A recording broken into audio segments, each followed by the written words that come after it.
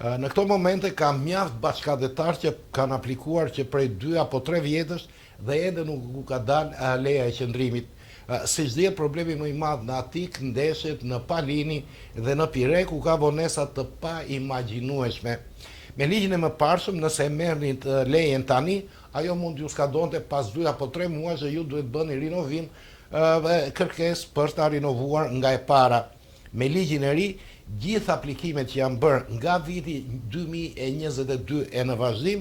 për rinovimin e lejes për punë të varur apo për bashkim familjar dhe që aplikantët janë pajisur me VVO-sin përkatës, në momenti që u rinovohet leja e qëndrimit, ajo do të ketë kozgjatje edhe 2 vjet të tjera. Lejet e mësipërme të qëndrimit jepen me njëherë pa shqyrtuar kushtet thelbësore për rinovim, me qëllim sigurimin e likshmërisë së qëndrimit të emigrantëve, për të cilët administrata nuk ka qenë në gjendje t'ja u rinovojë në kohën e dur. Pra, ajo që thashë pak më parë, në qoftë se e merrni lejen sot që është data 10 prill dhe leja ju skadon